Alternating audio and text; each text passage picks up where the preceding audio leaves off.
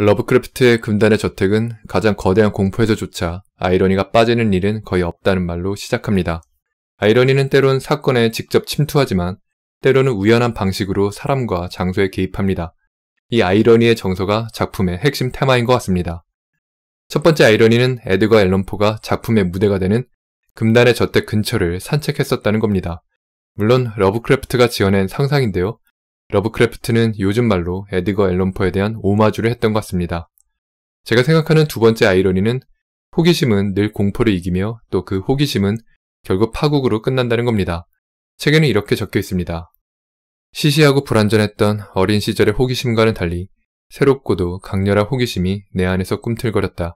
그 최초의 폭로는 철저한 조사로 이어졌고 결국에는 내게 파국을 안겨준 끔찍한 탐색으로 끝을 맺었다. 또 하나의 아이러니는 가장 과학적인 정신의 소유자가 가장 사태의 진실을 늦게 알아차리고 가장 미신적인 정신의 소유자가 오히려 사태의 본질을 일찍 깨닫는다는 점입니다. 하녀 앤 화이트는 뭔가를 알아차리고 지하실 바닥을 수색해야 한다고 집요히 주장하는데요. 그 주장 덕분에 해고당합니다. 반대로 주인공은 삼촌이 이상한 꿈을 꿨을 때 뭔가 잘못되고 있음을 알아차렸어야 하는데 그것이 그저 자기 불안감이 투영된 것일 뿐이라고만 해석합니다. 작품 최고의 순간은 주인공이 저택의 역사를 1600년대까지 추적해간 장면입니다.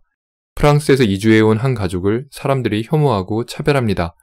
거기에 이 가족에 대한 온갖 억측과 괴소문까지 나돌게 되었고 결국 폭도들이 가족을 살해합니다. 금단의 저택은 바로 이 참담한 죽음과 관련이 있습니다. 즉 이주민의 한맺힌 원한과 관련이 있습니다. 작품은 이렇게 끝납니다. 으스스한 그 저택의 기이함은 지금까지도 나를 매료시킨다. 그곳을 허물고 천박한 상점이나 세속적인 아파트를 세운다면 아마 나는 안도감과 함께 기묘한 아쉬움을 느낄 것 같다. 정원에 있는 불모의 고목들도 작지만 달콤한 사과를 맺기 시작했고 비틀렸던 작년의 그 가지마다 새들이 둥지를 틀었다. 그 다음은 우주에서 온 색채를 살펴볼까요? 스탠리 큐브릭 감독이 2001 스페이스 오디세이를 기획하고 있을 때라고 합니다. 큐브릭과 SF 작가 클라크와 천문학자 칼 세이건이 함께 만나 외계인의 모습을 어떻게 묘사할 것인가 토론을 했었다고 하는데요. 큐브릭은 외계인의 모습이 인류와 닮았을 것이라 생각했고 클라크는 그렇지 않을 것이라고 보았으며 세이건은 클라크를 지지했다고 합니다. 하지만 세이건은 인간과 다른 형태로 외계인을 표현하는 것에도 반대했다고 합니다. 어떤 상상력을 발휘하건 그것은 지구인의 한계 내에 있기 때문입니다. 그래서 제안한 해결책이 외계인을 영화에서 묘사하지 않는 것이었다고 하네요. 우주에서 온 색채가 기가 막힌 점도 바로 여기에 있습니다. 외계에서 온 미지의 존재를 그저 색채로만 묘사한 겁니다. 처음 제목을 접했을 때 아리송했습니다. 영문 제목도 더 칼라 아웃 오브 스페이스인데요.